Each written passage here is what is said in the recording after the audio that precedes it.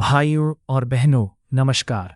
दुनिया के अमीर तरीन इंसानों की फहरिस्त में जब भी कोई नाम सबसे ऊपर आता है तो आज के इस डिजिटल और आधुनिक दौर में हमारे जहन में पहला ख्याल सिर्फ और सिर्फ एलन मस्क का ही आता है।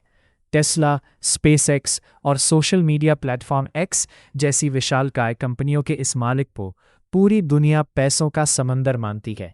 लेकिन क्या आप इस चकाचौंध के पीछे की असल हकीकत से वाकिफ हैं? क्या आप जानते हैं कि अरबों खरबों डॉलर की ये चमचमाती दौलत असल में महज कागजों और कंप्यूटर स्क्रीन पर टिकी हुई एक आभासी दुनिया है? असलियत ये है कि एलन मस्क का नेटवर्थ पूरी तरह से उनकी कंपनियों के स्टॉक यानी शेयर्स की मौजूदा कीमतों पर मुनहसर है। इसे वित्तीय बाजार की ज़बान में स्टॉक वैल्यूड नेटवर्थ या पेपर वेल्थ कहा जाता है। इसमें और लिक्विड कैश यानी हाथ में मौजूद नकद पैसे में ज़मीन आसमान का एक बहुत बड़ा फ़र्क होता है। लिक्विड कैश वो नकद रकम जिसे आप जब चाहें किसी भी चीज़ को खरीदने के लिए इस्तेमाल कर सकते हैं। इसके बरक्स मस्क की ये बेइंतहा दौलत शेयर बाजार के उतार चढ़ाव की गुलाम है, जो वैश्विक मंदी या किसी एक छोटे से विवाद के कारण रातों रात ताश के पत्तों की तरह बिखर सकती है।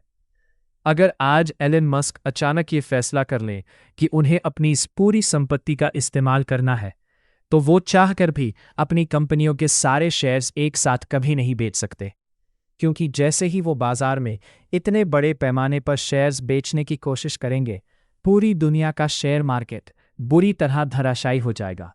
निवेशकों में अफरा तफरी मच जाएगी, डर का माहौल पैदा हो जाएगा और उनकी बची हुई संपत्ति की कीमत देखते ही देखते कौड़ियों के भाव आ जाएगी।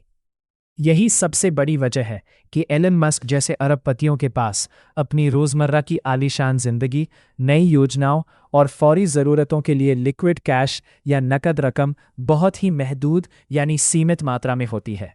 उनकी ये खरबों की मिल्कियत सिर्फ और सिर्फ शेयर मार्केट के आंकड़ों का एक खूबसूरत, पेचीदा और मायावी जाल है। जब टेस्ला का कोई शेयर ऊपर जाता है तो मस्क कागजों पर और अमीर हो जाते हैं, और जब वही शेयर नीचे गिरता है तो वो एक झटके में अरबों डॉलर खो देते हैं। इस तरह की दौलत कभी भी स्थायी नहीं होती। यह संपत्ति केवल कंपनियों की साख और बाजार के भरोसे पर टिकी होती है, न कि किसी तिजोरी में बंद चमचमाते हुए सोने या नकद रुपयों पर। इसलिए जब हम हेडलाइंस में देखते हैं कि मस्क दुनिया के सबसे अमीर इंसान बन गए हैं, तो हमें यह समझना होगा कि ये रसूख केवल बाजारी मूल्यांकन का एक गणित है। व्यावहारिक धरातल पर इस विशाल संपत्ति को तुरंत इस्तेमाल कर पाना पूरी तरह असंभव है। मस्क भले ही दुनिया की नज़रों में सबसे अमीर हों, लेकिन उनकी तिजोरी में वो नकद ताकत नहीं है जो किसी भी वक्त बिना किसी शर्त के बाहर निकाली जा सके। उनकी पूरी सल्तनत बाजार के नियमों और दुनिया भर के निवेशकों के मूड पर निर्भर करती है, जो उन्हें कागजी तौर पर तो सुल्तान बनाती है, लेकिन नकद पैसे के मामले में उनके हाथ बांध कर रखती है। नतीजतन, अगर हम आज की तारीख में दुनिया के कागजी आंकड़ों, फोर्ब्स की सूचियों और सरकारी रिकॉर्ड्स को देखें, तो एलन मस्क को आधिकारिक तौर पर दुनिया का सबसे अमीर इंसान तस्लीम किया जाता है। मस्क की दौलत वाकई इंसानी सोच से परे, हैरत अंगेज और बेमिसाल है।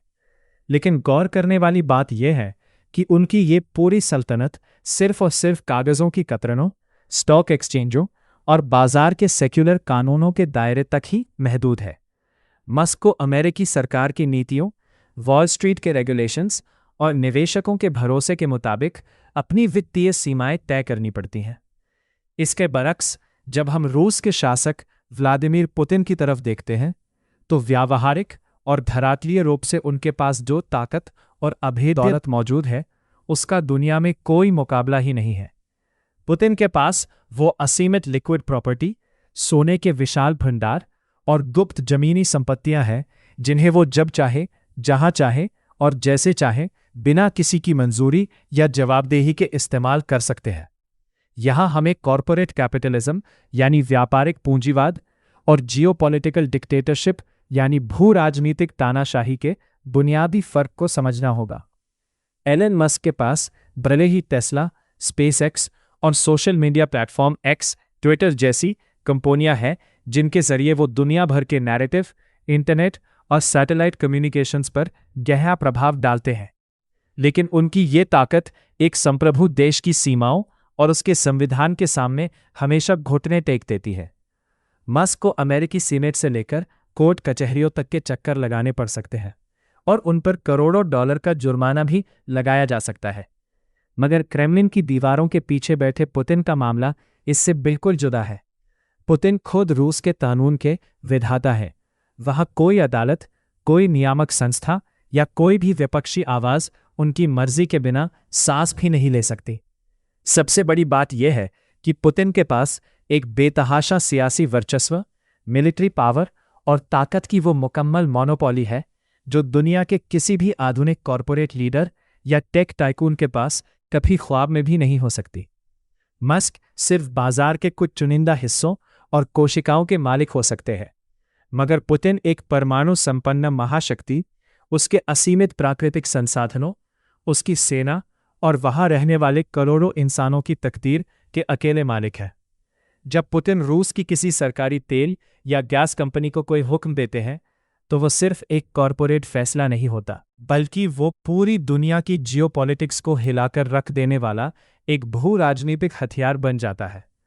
इस पूरे परिदृश्य को देखने के बाद ये साफ हो जाता है कि मस्क की अमीरियत दुनिया के लोकतांत्रिक बाजार के रहमो करम पर है, जबकि पुतिन की रईसी उनके अपने लोहे के इरादों और बंदूक की नोक पर टिकी है।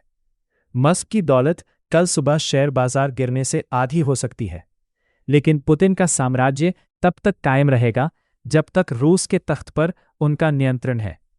इसलिए तख्त, ताज और ताकत के इस बेहद पेचीदा खेल में एलन मस्क भले ही दुनिया की नज़रों में कागज़ों और आंकड़ों के सबसे बड़े रईस साबित होते हों, लेकिन जब बात हकीकत की ज़मीन पर आती है तो व्लादिमीर पुतिन आज भी मस्क से कहीं ज़्यादा रसूखदार, कहीं ज़्यादा असरदार और व्यावहारिक रूप से दुनिया के सबसे अमीर और ताकतवर इंसान है।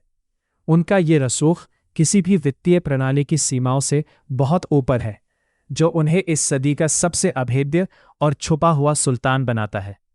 और इसी अंतिम निष्कर्ष के साथ हमारा यह सफ़र यहीं समाप्त होता है। कागज़ पर मस्क का नाम भले ही अमर हो, मगर इतिहास गवाह है कि असली बादशाहत हमेशा ज़मीनी ताकत की ही होती है। इस पूरे मुद्दे पर आपकी क्या राय है, हमें कमेंट सेक्शन में ज़रूर बताएं। अगर आपको ये वीडियो पसंद आई हो तो इसे लाइक और शेयर करना ना भूलें, और ऐसी ही और भी दिलचस्प और खोजी वीडियोस देखने के लिए हमारे चैनल एनोनिमस इंडिया को तुरंत सब्सक्राइब करें। हमसे जुड़ने के लिए और अपना कीमती समय देने के लिए आप सभी का बहुत बहुत धन्यवाद। मिलते हैं आपसे अगली वीडियो में, तब तक के लिए नमस्कार। वीडियोस बनाने हैं, फिल्मोरा है ना।